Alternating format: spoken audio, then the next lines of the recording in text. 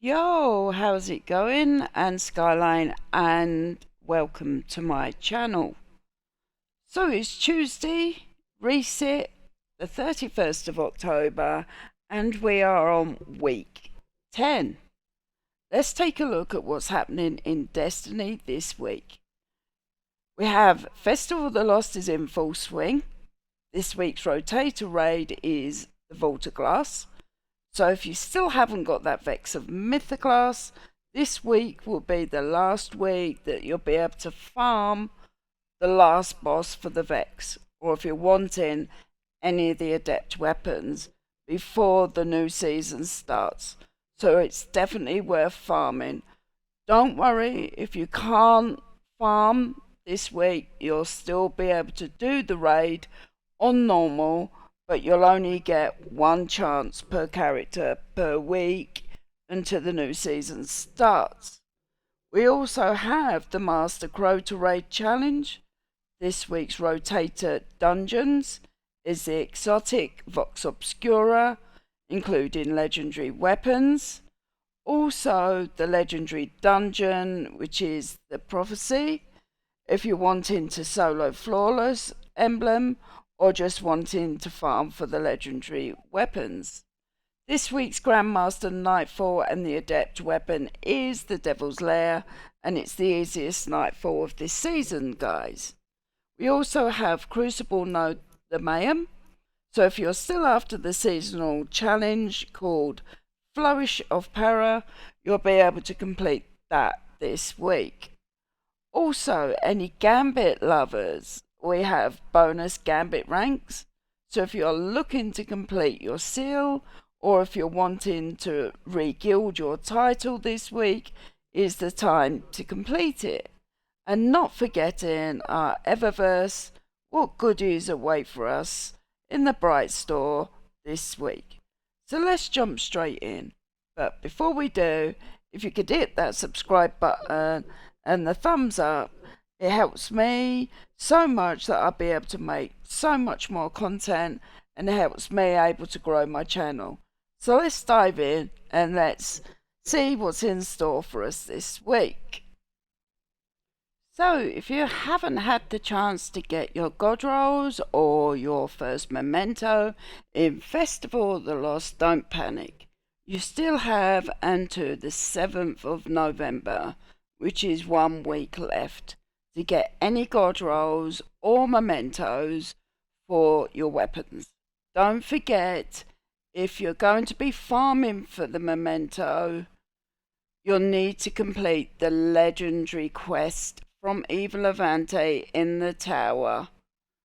Finish that first, then once you've got that, go and equip it on your weapon at the crafting table at the Enclave on Savathon's Throne World. Then you can farm to your heart's content. But just remember, you can only hold one at a time in your inventory. So every time you get one, you need to equip it to a weapon, and then you can farm for another. Alright guys, so the raid rotator this week is Vault of Glass, and the exotic is the Solar Fusion Rifle, fully automatic, that everybody wants, is the Vex Mythoclast. The good news is, in Season 23, this is getting a nice buff. So, if you're planning to farm the raid for the Vex, or if you're planning to do the Master Challenges for any of the Adept weapons, like the Time Lost Fatebringer, this is the last week of the season that you can farm before the next season hits. You still have access to the normal Vault of Glass each week, but you will be limited to one chance per character for the Vex per week. So I would definitely farm this week for the Vex or the Adept weapons to increase your drop chance. So don't miss out, guys. And good luck farming. Okay, Master Crota challenge this week. It's one of the second hardest out of all the challenges, and it's at Song of Iroh. It is called equal vessels. This means that you can only pick up the Chalice of Light again after the rest of the fire team has picked it up. Plus, also, you need to spend any extra enlightened buffs on the boss. One, it helps for the extra damage, and two, it helps you to get rid of your enlightened buff so you can stay in the same chalice order of rotation. Otherwise, you risk challenge failed. Also, a reminder, the cheese no longer works with the chalice. So when you go up to the top and you've cleared out the room and you've got rid of the shriekers, just get your fire team together either on the left of the crystal or the right of the crystal and chuck down a well. Have a warlock with the cenotaph helmet marking all the barriers as they're coming out, which means everybody can get heavy. There's nothing worse going into the second round and you do not have enough heavy. I would recommend doing DPS just outside the crystal room. I have tried on the balcony, but I do find that the boss moves around far too much and she sneaks underneath. So you end up missing at least a quarter of the damage phase chasing after her, and that's the whole fire team. So I would do it just outside the crystal room. Also, the guys with the evoke buffs, it makes it so much easier for them to be able to get the evoke off rather than standing on the balcony doing DPS from up there. There you have to run down, try and evoke and try and get back up. It's just too much time you're wasting for DPS. She is a bullet sponge, but just a reminder, make sure that your team does that chalice in strict rotation. Otherwise, you risk the challenge coming up failed. So good luck on farming that, guys. This week's Rotator exotic dungeon is the Vox Obscura, and the exotic weapon that drops is the Dead Messenger grenade launcher, and this is also fully craftable. Also, if you've missed out on the Season of the Risen legendary craftable weapons or missing any of the patterns, you have a complete week to be able to farm this. Here is a complete loot table for the mission for all of the legendary and craftable weapons that can drop. So, the first one we have is the Explosive Personality Solar Grenade Launcher. We also have the Thoughtless Sniper Rifle, that is Stasis.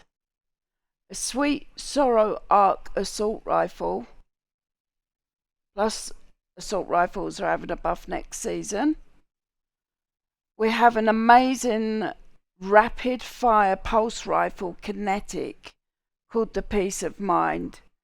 This is good in both content of PvP and PvE. Also, there is an Under Your Skin Stasis bow, and last but least, you have the Recurrent Impact Heavy Stasis Machine Gun. Also available is the Season of the Risen Legendary Armor if you need to collect any of this. The Legendary Rotation Dungeon is Prophecy. It's a great dungeon, it's all taken enemy, and there is 2 secret chests.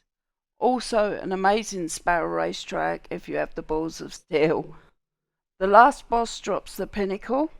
If you're farming for the weapons, each section drops specific items.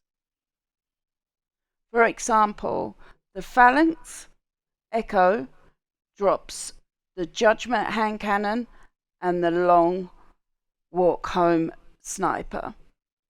In the cube room, that drops the Last Breath auto rifle and the Swift Verdict sidearm. At the final boss, it drops all legendary armor, and the final chest drops the auto rifle and the shotgun. So remember, guys, this week all of this is farmable.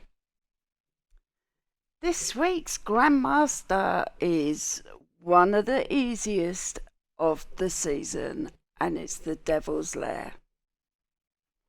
You need Barrier and Overload, Arc Resistance. Enemy shields are Arc, Solar and Void, but there is a lot of Arc and a fair bit of Solar. The Void tends to be more at the boss room. The weapon is the Adept, heavy swarm, slow firing, high damage, heavy machine gun. It's in Arc. The recommended god roll for PvE for the barrel is the Arrowhead Break. This gives a +10 to recoil and handling.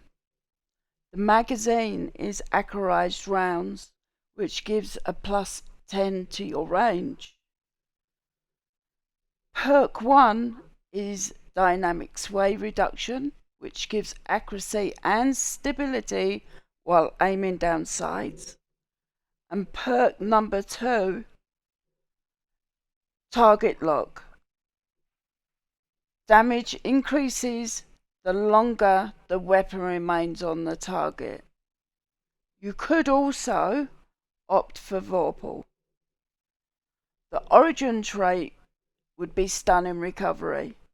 You'd use that because at your champions, when you start a champion, it refills the magazine, and also you receive, well, it triggers a health regeneration. The masterwork that you need is range, and obviously the mods that would go in it, if you do have the Adept big one, if not, it would be boss spec. So that's the weapon for the Grandmaster for the week. Yo-ho, how's it going? It's Anne Skyline, and welcome to my channel. So, it's another Tuesday, another reset, and let's have a look at what Eververse has in store for us today. So, she has an exotic emote called the Ghastly Durance. You're a ghost with a load of chains. Looks pretty neat. Next one is the Necro Beast Sparrow exotic. It's got a skull on the front. I'm not keen on it myself. Murder of Crows. This one looks pretty good actually. I'm going to get that myself. We have two shaders in. Clinging Cobweb. I think this was out not last week, the week before. We have Flower Child. Remember, it looks different on different armors. I look like a blancmange, but it does look cool. Let's go on to the next section. We have another emote. Pumpkin Carving. This was in the silver store, or it might have actually been in the silver to upgrade your card. Next one is a legendary emote, Skeletal Dance. The next one is a ghost shell. I really like that, called the Heart Powered Shell. I'm getting that one. That is definitely me. I bet you men are going, oh my god. Okay, the next one. the Fairy Tale Flight Ship Exotic. Let's have a butcher's at this. Not bad, not bad. Seen better. The next one, wow, another exotic vehicle called the Mourner. Let's have a look. Wow, I'm getting that. I know people that paid silver for all of these and now it's in the store. They're going to be super pissed.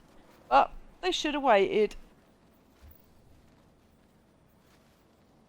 The next one is another emote, legendary, called the Zombie Shuffle. That's me in the morning.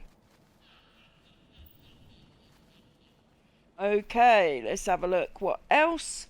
They've got the Batwing entrance that was shown previously on, not last week, the week before. I think it still looks really good. I have that one. We have the Lumin Moon Transmat. Let's have a look at this one. Only the finest Transmat. Have a look. Okay. We have a shader called Clinging Cobweb. Remember, it's the armor that it does look different as well. The next shader is called Nugget Delight. Okay. Next one is Skelly Ghoul shader. It looks all black on my Titan. Looks pretty neat. And the next one is called Shadow Strike. And that's all that our favourite Eververse has got in store for Bright Dust this week, guys. Thank you for joining my channel. I really appreciate that you've taken the time to watch the content. If you could hit that subscribe and the thumbs up, I would really appreciate it. I'm trying to promote my channel so I can become more recognised. I'm hanging in there and I will do it. So if you could hit that button, it means a lot. And I will catch up with you guys soon. Have a good day and have a good week on Destiny.